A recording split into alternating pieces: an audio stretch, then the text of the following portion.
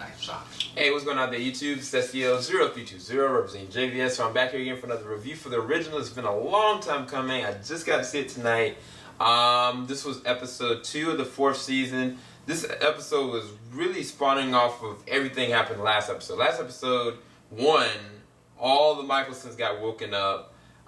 2, you got to really see, this new threat that was really kind of coming up, and you don't know what they're doing with the children. You don't know what the glow is, and I think that this episode is actually really good. I don't think it was the best in comparison to the first episode. The first episode was definitely better, but I think that it asked a lot of questions I was wondering about. Like, one, like, how has Klaus been really surviving, like mentally and emotionally? Like, I've seen him, kind of going playing the devil's advocate with Marcel, trying to play these mind games and trying to survive. But it's like, how's he really been keeping himself mentally there? In spite of him doing the selfless act of protecting his family, like, what has he really been doing?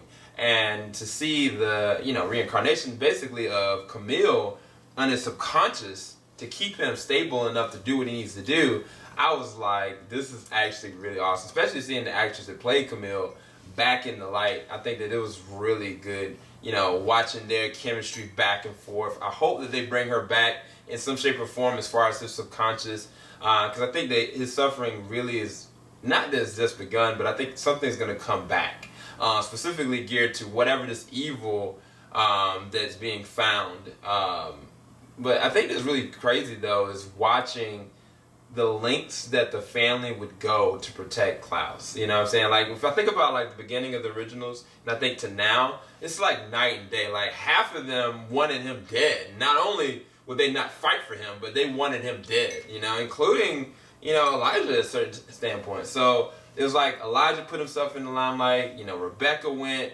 really tried to beg Marcel, even though Marcel was like, no. And it's like, it's all justified. On every front. Like, I understand the family side of it, and I understand Marcel's side of it. Marcel, like, feels betrayed. Like, he literally was killed, you know what I'm saying? And he was kind of put in this situation where it's like there was no turning back after he made the decision he made, and it's like for him to just kind of let him go, like, why would he do that?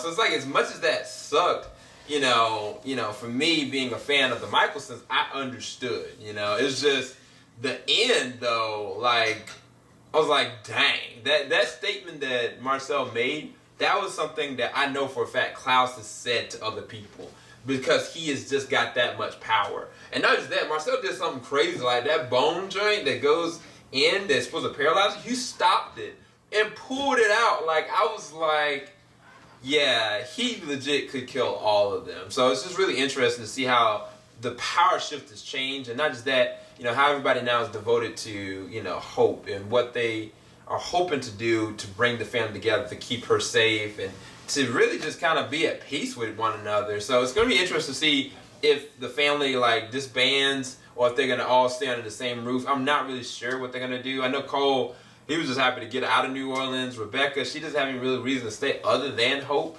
But it's like, to see the look on, Klaus's face at the end, I was like, okay, that was worth it, kind of thing. So it was a really good episode. I give it like a 8.5 out of 10. I enjoyed it, but I don't think it was the best. I'm really curious to see about this new enemy more than anything. It's like, I feel like the Mikaelsons are going to have to come back to New Orleans, because Marcel, I think he's being duped by that girl, man. I just don't trust her.